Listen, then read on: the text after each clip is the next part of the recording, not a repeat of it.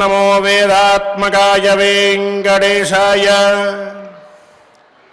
येनोद्धृता वसुमती सलिले निमग्ना नग्ना च पाण्डववधूः स्थगितादुकूलैः सम्मोचितो जलचरस्य मुखाद् गजेन्द्रः दृग्गोचरो भवतु मेद्य सदीनबन्धुः।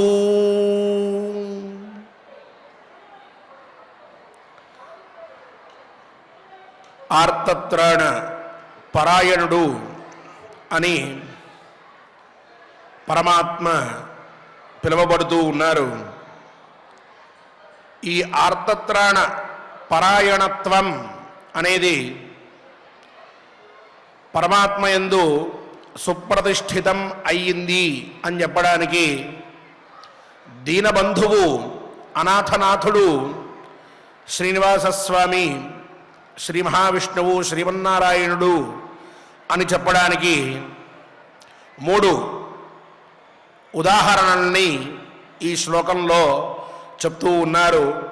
దీనబంధు అష్టకంలో ఏనోద్ధృత వసుమతి సలిలే నిమగ్న, భూమంతా కూడా నీళ్లల్లో మునిగిపోయి ఉన్నప్పుడు ఎవరి చేత అయితే ఈ భూమి ఉద్ధరించబడిందో, నగ్నా చ పాండవవధూః స్థగితా దుకూలైః, సభామధ్యమున రాక్షసుల స్వభావాన్ని నింపుకున్నటువంటి వ్యక్తుల మధ్య ఏకవస్త్రై ఇబ్బంది పడుతూ ఉన్నటువంటి ద్రౌపదీదేవికి ఎవరైతే వస్త్రములు ఇచ్చి కాపాడారో, ఎవరి చేతైతే కాపాడబడిందో, సమ్మోచితో జలతర్చరస్య ముఖాత్ గజేంద్రః, నీళ్ళల్లో ఉన్నటువంటి మొసలి గట్టిగా పాదాన్ని పట్టుకున్నప్పుడు ప్రార్థించినంత మాత్రముననే బయలుదేరి వచ్చి ఎవరి చేతైతే గజేంద్రుడు రక్షింపబడ్డాడో ఆ శ్రీమన్నారాయణుడు దీనబంధువు దుర్గోచరో భవతు, నాకు కనిపించుగాక, నన్ను రక్షించుగాక అని శ్లోకార్థం. అటువంటి పరమాత్మ తన యొక్క అప్రమేయమైనటువంటి శక్తితో తనని ఆర్తితో ఆరాధించిన భక్తజనుల యొక్క బాధల్ని పోగొడుతూ దీనబంధువై రక్షిస్తూ, విశ్వాసం అనేది ఏదైతే భగవత్ స్వరూపమైనటువంటిది ఉన్నదో భక్తుల యందు తన మీద, దానిని ఎల్లప్పటికీ నిజం చేస్తూ విరాజిల్లుతూ ఉన్నారు, మనందరినీ కాపాడుతూ ఉన్నారు. అటువంటి స్వామి సాక్షాత్తు వైకుంఠాన్ని విడిచిపెట్టి తిరుమల క్షేత్రమే నాకు ఇష్టమైనటువంటి ప్రదేశం అని చెప్పి వచ్చి అర్చామూర్తిగా తిరుమల క్షేత్రంలో మనందరినీ కూడా అనుగ్రహించడానికై సుప్రతిష్ఠితులై ఉన్నారు. అటువంటి స్వామివారి అనుగ్రహంతో మనందరం కూడా ప్రతినిత్యం మహాగ్రంథ పారాయణం చేసుకుంటూ ఉన్నాం. ఈనాటి ఈ పారాయణకు కూడా సత్సంకల్పం చేసుకుంటూ దీనబంధువై మమ్మల్ని రక్షించు స్వామి అని ద్వాదశి చాలా విశిష్టమైనటువంటి రోజు. ఈనాడు స్వామివారిని మనందరం కూడా ప్రార్థిద్దాం. ఆచార్యుల వారితో సంకల్పం చేసి మన యొక్క ప్రవచన పారాయణాల్ని ఆరంభించుకుందాం. విఘ్నేశ్వర ధ్యానం. నమస్తే గణనాథాయ గణానాం పతగే నమః. భక్తి ప్రియాయ దేవేశ భక్తేభ్యః సుఖదాయక. శ్రీనివాస ధ్యానం అనంత వేద సంవేద్యం నిర్దోషం గుణసాగరం అతీంద్రియం నిత్యముక్తం శ్రీనివాసం భజే నిశం. శ్రీకృష్ణ ధ్యానం వందే నవఘనశ్యామం పీతకౌశేయవాససం సానందం సుందరం శుద్ధం శ్రీకృష్ణం ప్రకృతేః పరం వ్యాసధ్యానం వేదవ్యాసం స్వాత్మరూపం సత్యసంధం పరాయణం శాంతం జితేంద్రియక్రోధం సశిష్యం ప్రణమామ్యహం. అథ సంకల్పః శ్రీమదాదివరాహ క్షేత్రే విరాజమానస్య జగద్రక్షణార్థమవతీర్ణస్య శ్రీమదఖిలాండకోటి బ్రహ్మాండ నాయకస్య శ్రీ వెంకటేశ్వర స్వామినః పరిపూర్ణానుగ్రహేణ సర్వేషాం భక్తజనానాం ఆధివ్యాధి నివృత్తి ద్వారా ఆయురారోగ్యైశ్వర్యాభివృద్ధ్యర్థం సర్వారిష్ట నివృత్తి ద్వారా సకల శ్రేయోభివృద్ధ్యర్థం ధర్మార్థ కామ మోక్షాఖ్య చతుర్విధ పురుషార్థ సిద్ధ్యర్థం సమస్త పాపక్షయార్థం శ్రీ పరమేశ్వర ప్రీత్యర్థం శ్రీమన్మహాభారతే వనపర్వణి యథాశక్తి 31 శ్లోకపారాయణం ఆచార్యముఖేన కరిష్యామహే. శ్రీకృష్ణ పరబ్రహ్మణే నమః. నారాయణం నమస్కృత్య నరం చైవ నరోత్తమం దేవీం సరస్వతీం వ్యాసం తతో జయముదీరయేత్. ఆర్షం ప్రమాణముత్క్రమ్య ధర్మం న ప్రతిపాలయన్ సర్వశాస్త్రాతిగో మూఢః శం జన్మసు న విందతి. యస్య నార్షం ప్రమాణం స్యాత్ శిష్టాచారశ్చ భావినీ న వై తస్య పరో లోకః నాయమస్తీతి నిశ్చయః. శిష్టైరాచరితం ధర్మం కృష్ణే మాస్మాభిశంకితాః. పురాణమృషిభిః ప్రోక్తం సర్వజ్ఞైః సర్వదర్శిభిః. ధర్మ ఏవ ప్లవో నాన్యః స్వర్గం ద్రౌపది గచ్చతాం. సైవ నౌ సాగరస్యేవ వణిజః పారమిచ్చతః. ధర్మ స్వరూపాన్ని ధర్మరాజే చాలా విశేషంగా చెప్తూ ఉన్నాడు ద్రౌపదీదేవికి. ఆ ప్రకరణంలో మనందరం కూడా ధర్మ విషయాల్ని ఎన్నిటినో తెలుసుకుంటూ ఉన్నాం. అందులో ద్రౌపదీదేవితో ధర్మం, ధర్మ ప్రమాణం, ధర్మ విశిష్టత, ధర్మ స్వరూపం, ధర్మ కార్యాన్ని నిర్వహించేటప్పుడు ఉండవలసినటువంటి స్వభావం, ఇవన్నీ కూడా విశదీకరించి చెప్తూ ఆ పైన వేదం, వేదం యొక్క వైశిష్ట్యం, వేద ప్రతిపాద్య ధర్మాచరణ వల్ల కలిగేటటువంటి ప్రయోజనం, ఈ విషయాలు అన్నీ కూడా కూలంకషంగా సంక్షిప్తమైనటువంటి మాటలతో ఎంతో విశిష్టమైన అర్థాన్ని స్ఫురింపజేసేటటువంటి విధంగా చాలా గొప్పగా చెప్తూ ఉన్నటువంటి వాడై ద్రౌపదీదేవిలో ఏదో మూల కొంత ధర్మ విషయంలో శంక ఉన్నది అని చెప్పి అనుకుని ఆ కొంచెం శంక కూడా ఆవిడికి ఉండకూడదు.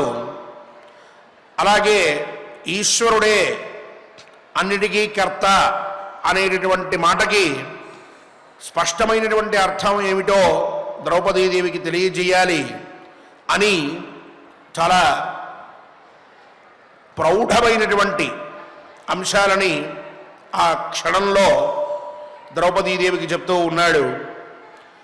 ద్రౌపది మాట్లాడిన మాటలు కొంత కోపంతో ఉన్నప్పటికీ ధర్మరాజు మాట్లాడే ప్రతి మాట కూడా అర్థవంతంగా ఉంటూ ఉన్నది. ఎక్కడ ఆవేశానికి దావివ్వలేదు, ఆలోచనతో మాట్లాడుతూ ఉన్నాడు.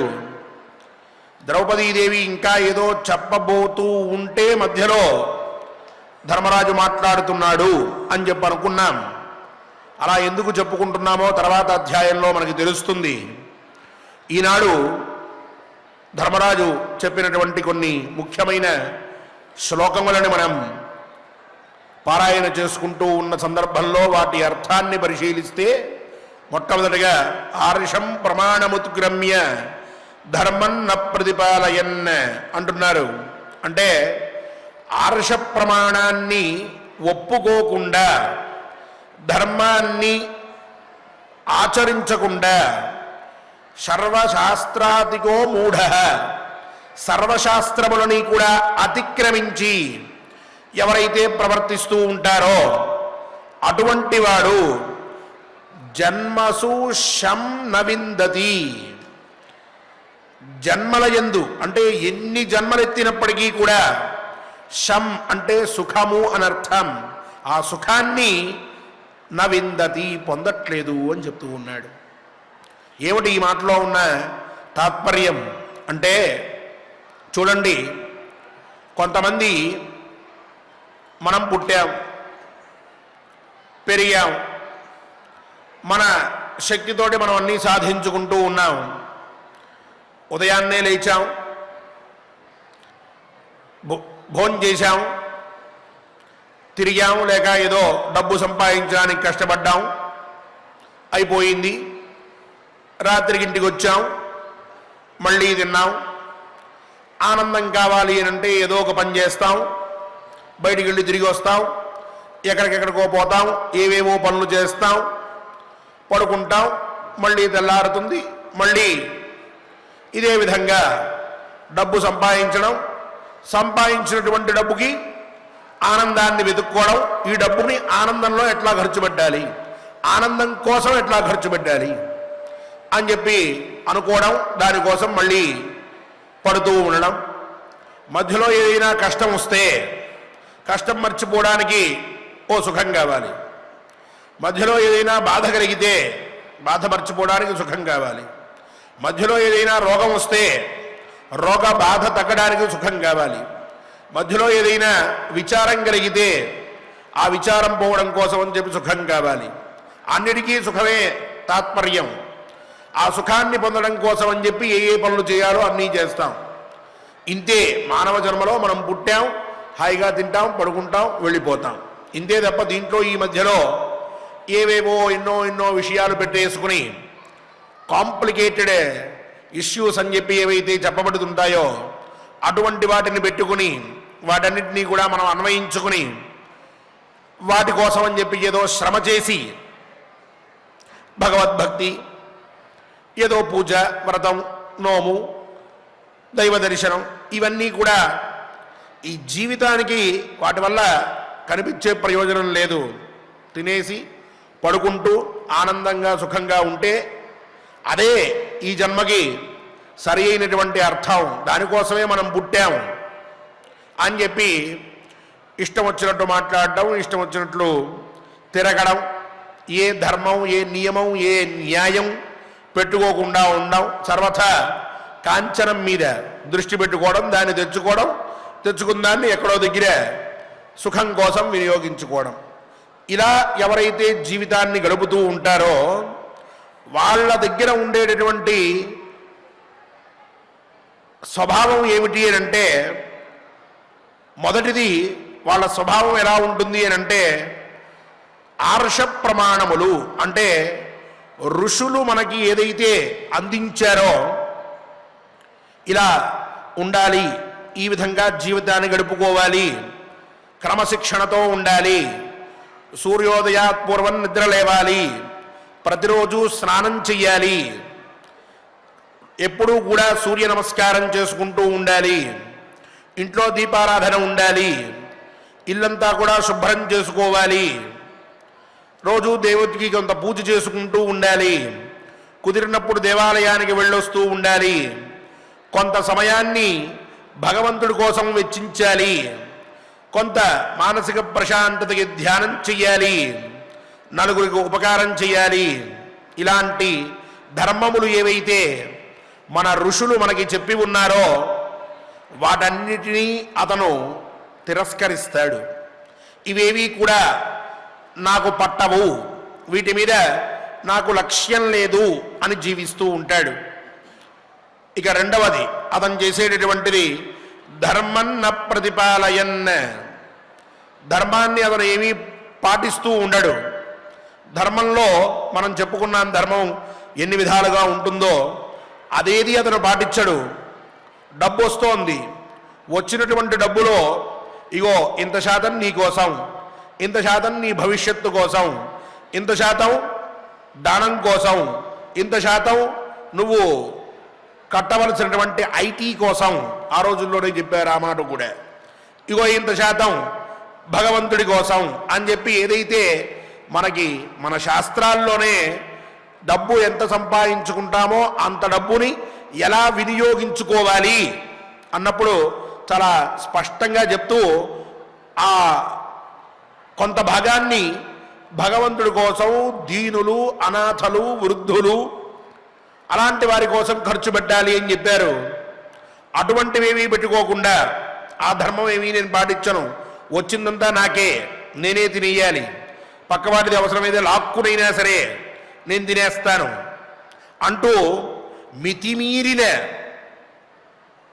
ఆశతోటి ఎవరైతే జీవితాన్ని గడుపుతూ యత్కించిత్ ధర్మకార్యం ఆచరించాలన్నా సరే మోడర్న్గా ఉంటాం. మేము చాలా, మా ఆలోచనలు చాలా మోడర్న్గా ఉంటాయి కాబట్టి మేము ఇలాంటి వాటిల్లో పెద్దగా ఇంట్రెస్ట్ చూపించాము, అదంతా హై లెవెల్ ఆలోచన.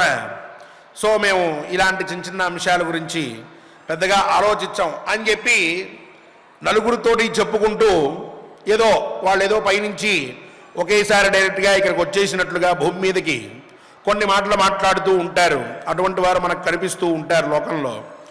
అటువంటి విధంగా ఉంటూ ఉండడం, ధర్మం గురించి ఆలోచించకపోవడం, ఇది రెండవ స్వభావం. ఇక మూడవది ఎలా ఉంటారు వాళ్ళు అంటే సర్వశాస్త్రాతిగ, అన్ని శాస్త్రాల్ని ఉల్లంఘిస్తూ ఉంటారు. ఈ ఉల్లంఘించడం అంటే ఏమిటి అంటే ఇది చాలా ప్రమాదకరమైనటువంటి అంశం. ఎవరైనా సరే ఒక మంచి విషయం చెప్పారనుకోండి, ఇది నాకు నచ్చదు, ఇదంతా మూర్ఖత్వం, ఎప్పుడో 3000-4000 ఏళ్ల క్రితం ఎవరో చెప్పిన దాన్ని ఇప్పుడు నేను చెయ్యాలా, దీనివల్ల నాకేంటి ఉపయోగం, ఇలా చేస్తేనే వస్తుందని ఎవరు చెప్పాడు, దేవుడికి వెళ్ళి కొబ్బరికాయ కొట్టకపోతే ఆయనకి ఆనందం లేదా, దేవుడి చుట్టూ తిరగాల, తిరిగితే ఏమొస్తుంది, కాళ్ళు నొప్పులు తప్ప, దేవుడి దగ్గరికి నడుచుకుంటూ వెళ్ళాలా, ఏ బస్సులో వెళ్తే ఒప్పుకోడా మీ దేవుడు. ఇలా కొత్త కొత్త ఆలోచనలు పెట్టుకుని వాళ్ళేదో ఈ ప్రపంచమంతా అజ్ఞానంలో కొన్ని వేల సంవత్సరముల నుంచి నడుస్తూ ఉన్నట్టు, ఈనాడు కొత్తగా వీళ్ళందరూ కూడా అజ్ఞానం నుంచి ఈ ప్రపంచాన్ని బయటపడేయడం కోసమని కంకణం కట్టుకున్నట్టు, మనందరికీ కొత్త కొత్త విషయాలు వినిపిస్తున్నట్లు, ఉన్నటువంటి అంశాలన్నిటినీ కూడా నిందిస్తూ మన పరంపరగా వచ్చినటువంటి మంచి విషయాల్ని వదిలిపెడుతూ కాళ్ళకి పసుపు రాసుకోవాలి అని అంటే చిచ్చిచ్చి చాలా చండాలంగా ఉంటుంది, 3 రోజులు పడుతుంది మళ్ళీ మర్చిపోవాలంటే అని అంటూ ఇలాంటివి కొత్త కొత్తవి మొదలుపెట్టి దాన్ని నలుగురికి చెప్తూ నలుగురిని ఆ మార్గం నుంచి పక్కకు తీసుకొద్దామని ప్రయత్నం చేసి మనందరం కూడా కొంచెం మెచ్యూర్డ్గా ఉండాలి అని చెప్పి, అది మెచ్యూరిటీ అని చెప్పి దాన్ని భావించి చేసే ప్రతి పనిని కూడా నాస్తిక బుద్ధితో చేస్తూ భగవంతుడు, పెద్దలు, గౌరవము, భక్తి, పరమాత్మయందు అనన్యమైనటువంటి మనస్సు ఇలాంటివి ఏవీ లేకుండా ఏమాత్రము కూడా యత్కించిత్తు కూడా భగవద్భక్తిని కానీ లేక ధర్మ విషయ ఆలోచనని కానీ శాస్త్రముల యందు ప్రమాణాన్ని కానీ భగవద్గీతలో ఫలానా మాట ఇలా చెప్పారు అనంటే భగవద్గీతలో చెప్తేనే ప్రమాణమా, లేక రామాయణంలో చెప్పారు, రామాయణంలో చెప్తే అది ఏమన్నా పెద్ద గొప్ప విషయమా, అసలు జరిగిందో లేదో, జరిగిందని కొన్ని వందల రుజువులు కనిపిస్తూ ఉన్నప్పటికీ వాటన్నిటినీ కొట్టిపారేస్తూ ఎవరి దగ్గర నుంచో అప్పు తెచ్చుకున్న విజ్ఞానాన్ని సొంత విజ్ఞానంగా మనందరి ముందు ప్రదర్శిస్తూ మన శాస్త్రములని అతిక్రమించి ప్రవర్తించేటటువంటి స్వభావం కలిగి ఉంటారు వాళ్ళు. ఇది మూడవది. ఈ 3 లక్షణాలతోటి ఉంటూ ఉంటారు ఇటువంటి వారు. ఇటువంటి వారిని ఏమంటారు అనంటే చక్కగా చెప్తున్నాడు ధర్మరాజు, సర్వశాస్త్రాతిగ మూఢ, మూర్ఖుడు అని చెప్పి అంటూ ఉంటారు. ప్రపంచమంతా ఓ దారిలో పోతూ ఉంటే అదంతా కూడా అజ్ఞానమైనటువంటిది, నేనే తెలివిగలవాణ్ణి అని కొన్ని కోట్ల మంది చేస్తూ ఉన్నటువంటి దాన్ని వ్యతిరేకించేవాడిని ఏమంటారు? కొన్ని వేల సంవత్సరముల నుంచి చేసుకుంటూ వస్తూ ఉన్నటువంటి దాన్ని ఈరోజు నీకు తెలియలేదనో, నీకు కనిపించలేదనో, నీకు విశ్వాసం లేదనో, నీకు అర్థం చేసుకోవడం చేతగా లేదనో, లేక నువ్వు అలా పెరగలేదనో, నిన్ను అలా పెంచలేదనో, అదంతా అజ్ఞానం, నేనే గొప్పవాడిని అంటే వాడిని ఏమంటారు? తెలివిగలవాడు అనరు ఎవరు కూడా, మూర్ఖుడు అంటారు. అనాలి అని చెప్తున్నాడు ధర్మరాజు. సర్వశాస్త్రాదిగ మూఢ, వాడి పేరు మూర్ఖుడు అట. ఇక అటువంటి వాడిని ఇలా మూర్ఖుడు అని చెప్తూ వాడికి ఏం కలుగుతుంది చివరికి అంటే శం జన్మసు నవిందతి అని చెప్పాడు. జన్మసు అన్న దగ్గర అర్థం చేసుకోవాలి మనం. ఈ జన్మలో కాదట, ఈ జన్మలో ఇన్ని అకృత్యాలు చేసినందుకు వచ్చే జన్మలో వాడికి మళ్ళీ మనుష్యత్వం అనేది రాదు. ఏదో పశువుగానో పక్షిగానో పుడతాడు. ఆ పై జన్మకు వచ్చేటప్పటికి అంతకంటే కిందకి దిగజారిపోతాడు. ఆ పైకి వచ్చేటప్పటికి ఇంకా కిందకి వెళ్తాడు. ఇట్లా ఏదో సంవత్సరం పాటు బ్రతికేటటువంటి జీవిగా పుట్టి తర్వాత 6 నెలలు, తర్వాత 3 నెలలు, తర్వాత 2 నెలలు, తర్వాత 1 నెల, చివరికి ఆలౌటుకి చచ్చిపోయేటువంటి జన్మ పొందుతూ ఉంటాడు వాడు. ఆలౌటు వేశామంటే పోతూ ఉంటుంది ఇక్కడ ప్రాణం. అట్లా ఓ 10,000 సంవత్సరాలు, 1,00,000 సంవత్సరాలు మళ్ళీ మళ్ళీ పుడుతూ ఉంటాడు. అయిపోయింది. చక్కెరకి ఆశపడేటటువంటి జీవితం కొన్ని రోజులు, బురదలో పుట్టేటటువంటి జీవితం కొన్ని రోజులు, కుళ్ళిపోయేటటువంటి పదార్థాల్లో పుట్టేటటువంటి జన్మ కొన్ని రోజులు, ఆలౌటుకు చచ్చిపోయేటువంటి జన్మ కొన్ని రోజులు, మనం గట్టిగా కొడితే పోయేటువంటి జన్మ కొన్ని రోజులు. నారాయణ, మనం చెప్పుకోలేము, ఇంకా చాలా భయం వేస్తూ ఉంటుంది. అటువంటివన్నీ పొందుతూ ఉంటాడయ్యా వాడు. జన్మసు అన్నాడు. పైగా ఒక జన్మలో కాదుట, పుట్టడం, వెంటనే పోవడం, పైదాకా పరిగెట్టడం, మళ్ళీ అక్కడి నుంచి పుట్టడం, మళ్ళీ పోవడం, మళ్ళీ పరిగెట్టడం. వాడేమిటి అంటే రోజు ఇక డైలీ పాస్ తీసుకోవాలి. భూలోకం నుంచి నరకలోకానికి, నరకం నుంచి మళ్ళీ భూలోకానికి రోజు తిరుగుతూ ఉంటాడు వీడు. అట్లా పుడతాడయ్యా అని చెప్తూ ఉన్నారు. మనమేమనుకుంటాం, జంతువునా నరజన్మ దుర్లభం అని చెప్పారు శంకరాచార్యులు వారు. మనిషిగా పుట్టినటువంటి వాడు చాలా అదృష్టవంతుడయ్యా. 84 లక్షల రకములుగా ఈ ప్రపంచంలో జీవులు పుడుతూ ఉన్నాయి మనతో పాటుగా. దీంట్లో 83,99,999 ప్రాణులు మనం కాకుండా మిగతా ఉన్నాయి. కుక్క నక్క దగ్గర నుంచి మొదలు పెట్టుకుని వెళ్తే వీటన్నిటిలోకెల్లా ఎవడు గొప్పవాడు అంటే మనిషిగా పుట్టినటువంటి వాడు గొప్పవాడయ్యా అన్నారు. ఏమిటండి వాడికి అంత గొప్పదనం అంటే వాడికి జ్ఞానం ఉందయ్యా అన్నారు.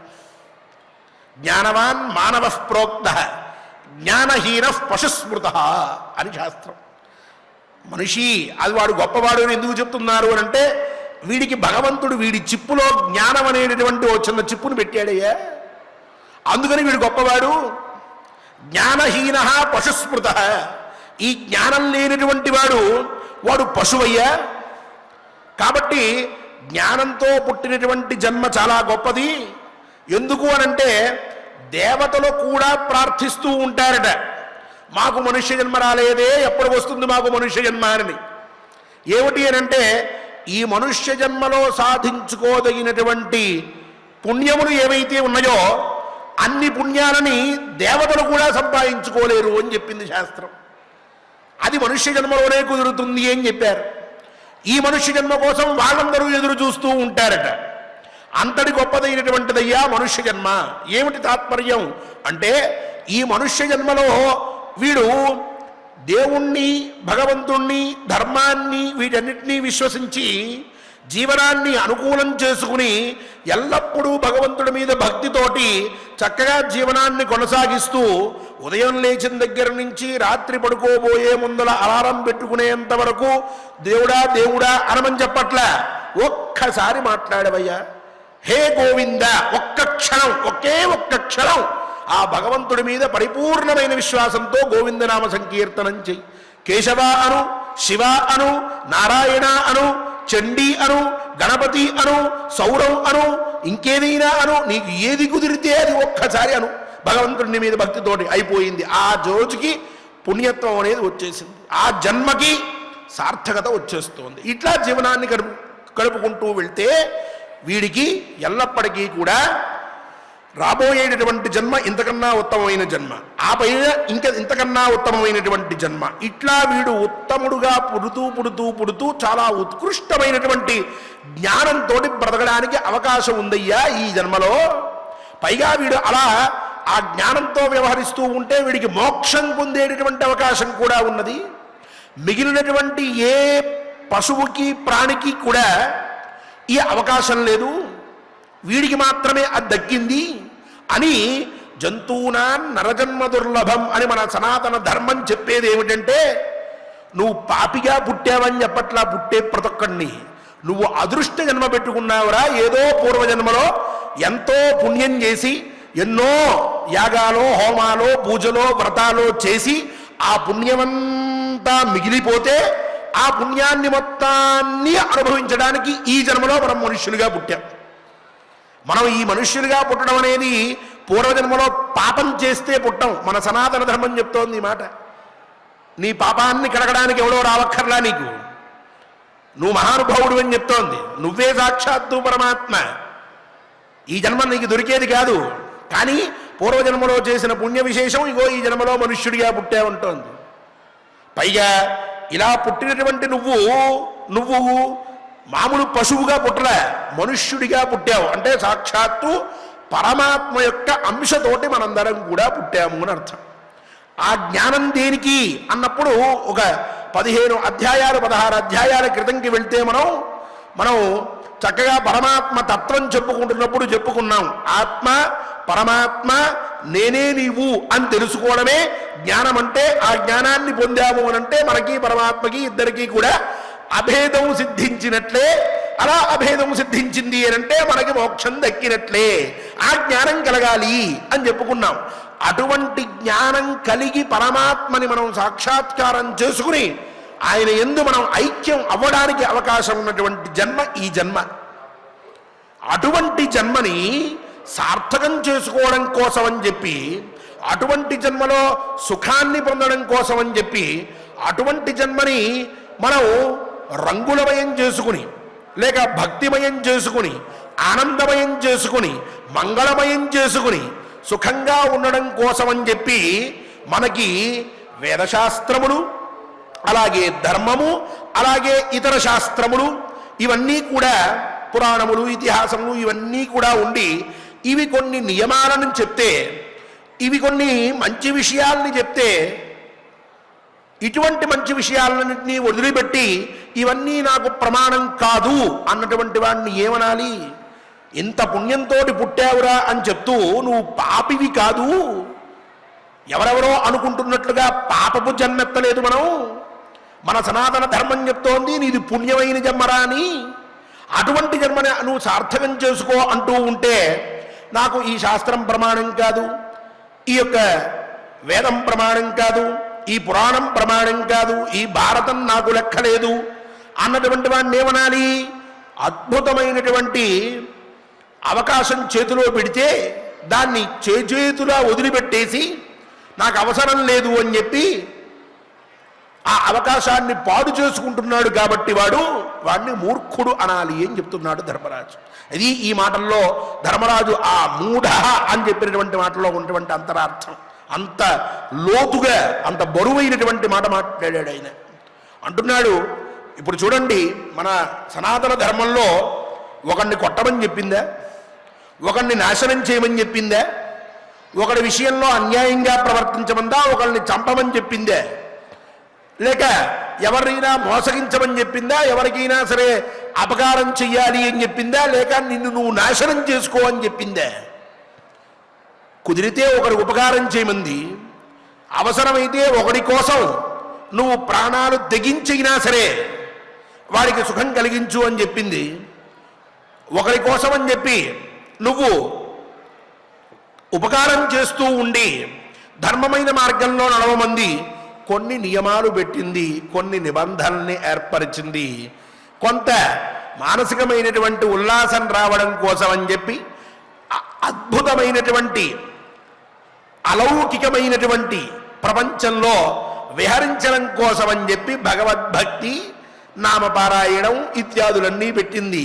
ఇవన్నీ చేసుకుంటూ ఉండి అలా ఒక్క గంట సేపు పరమాత్మని ఆలోచిస్తూ పరమాత్మ యొక్క పాదార విందాల మీదే దృష్టిని పెట్టుకుని గోవింద శ్రీనివాస శంభో మహాదేవ అంటూ అలా కూర్చుని చక్కగా ఓ ధ్యానమో తపస్సో ఏదో చేస్తే గంట అయిన తర్వాత ఆ కళ్ళు తెరిచేటప్పుడు ఉన్నటువంటి ఆనందం ఉందే, ఆ కళ్ళు తెరిచిన వెంటనే అప్పటిదాకా ధ్యానంలో గడిపినందువల్ల శరీరంలో వచ్చినటువంటి ఒక విధమైనటువంటి పులకింత ఉన్నదే, మనస్సులో కలిగేటటువంటి ఆహ్లాదం ఉన్నదే, బుద్ధికి ఉండేటటువంటి ఒక నిర్మలత్వం ఉన్నదే, అది నీకు పుణ్యాన్ని, ఆనందాన్ని, శక్తిని, పట్టుదలని, సత్సంకల్పాన్ని, ఎటువంటి కష్టాన్నైనా తట్టుకునేటటువంటి చక్కటి ధైర్యాన్ని, నా వెనకాల ఒక అలౌకికమైనటువంటి శక్తి ఉన్నది, అది ముందు నన్ను నడిపిస్తూ ఉన్నది అనేటటువంటి గట్టి నమ్మకాన్ని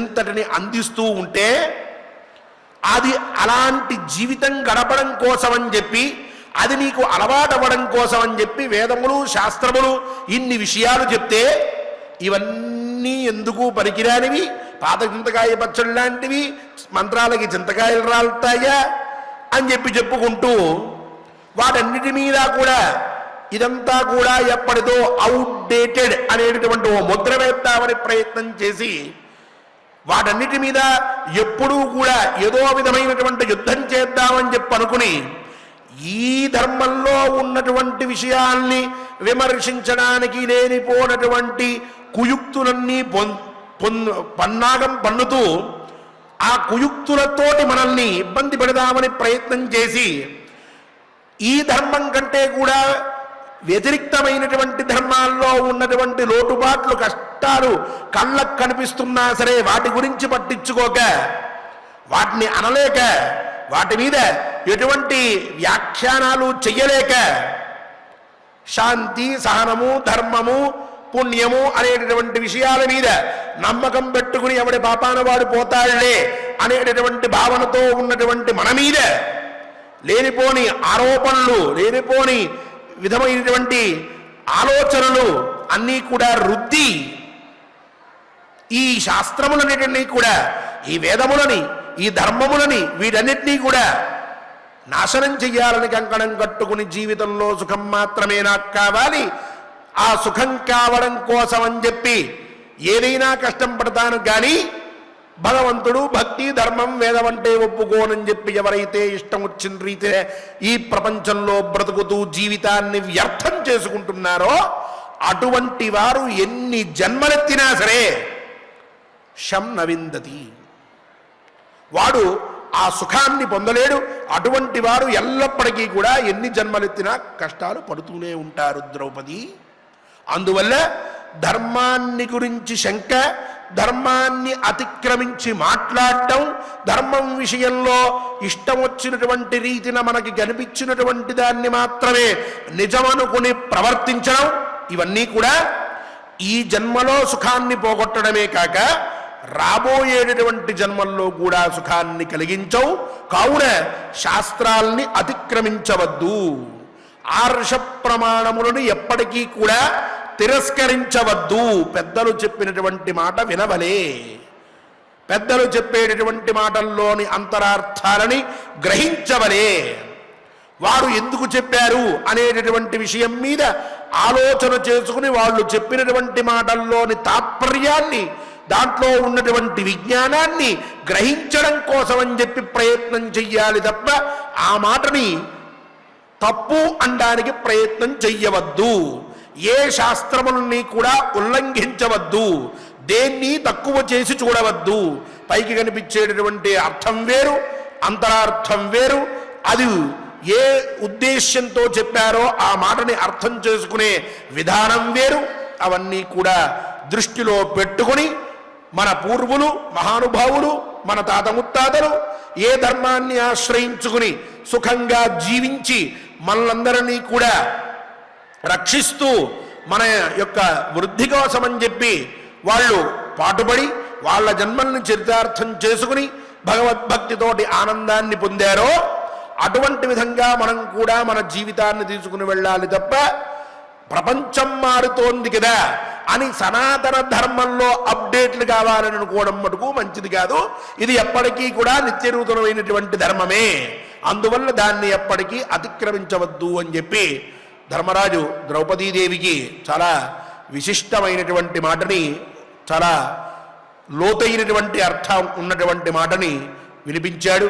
ఆవిడ ప్రశాంతంగా వింటూ ఉన్నది. ఇప్పుడు పైన మాట్లాడాలి మళ్ళీ ఆవిడే. అందుకని ధర్మరాజు చెప్పేటటువంటి ప్రతి మాటని ఆ మాటకు మళ్ళీ ఆవిడ సమాధానం చెప్పాలి.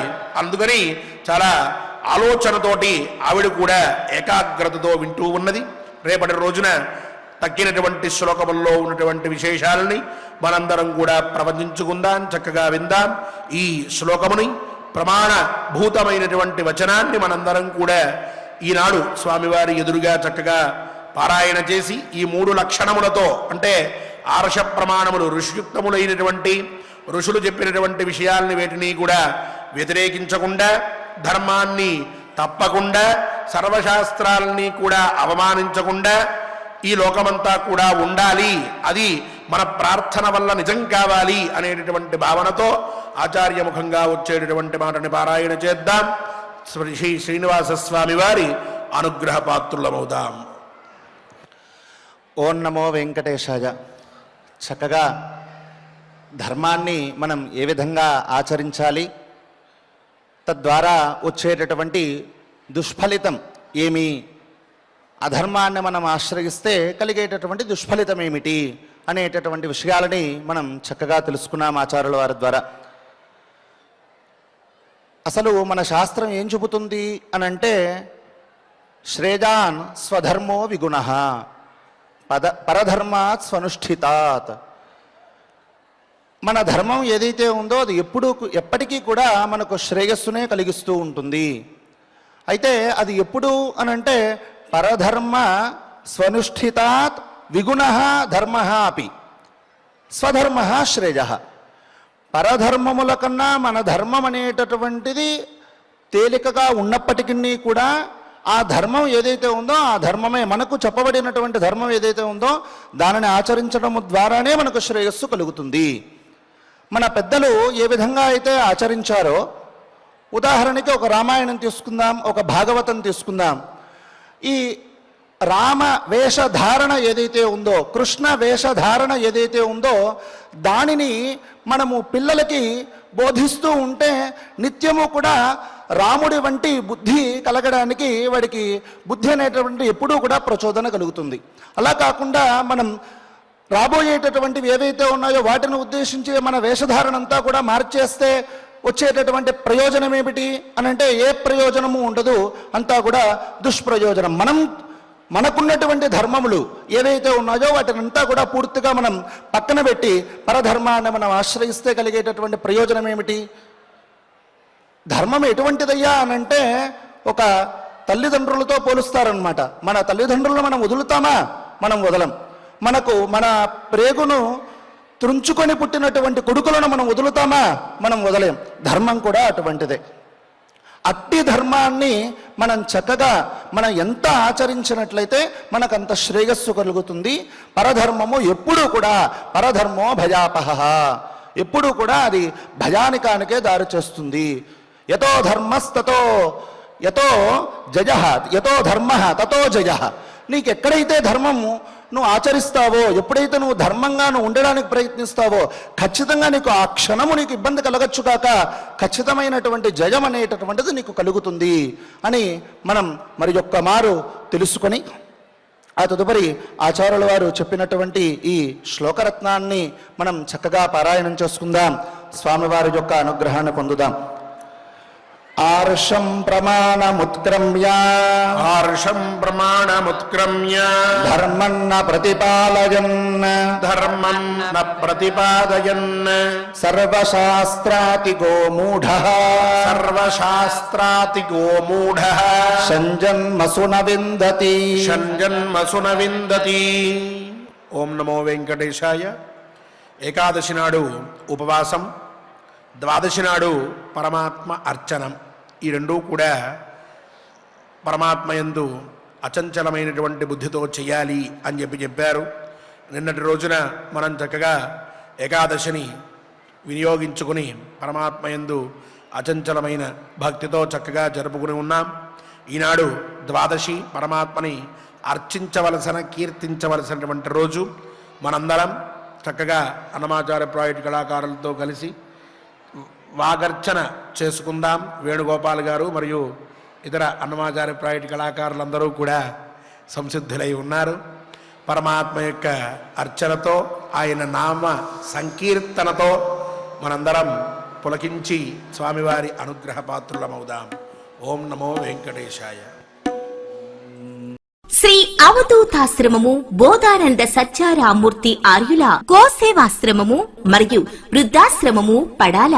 ఆశ్రమములో గోసేవ, గోవుల దానము స్వీకరించుట, మీ నవగ్రహ దోషములు పోవుటకు గోపూజ చేయబడును. మూలికా వైద్యము, గోపంచగవ్య వైద్యము చేయబడును. యంత్రములు, తావీదులు ఇవ్వబడును. శాంతి హోమములు చేయబడును.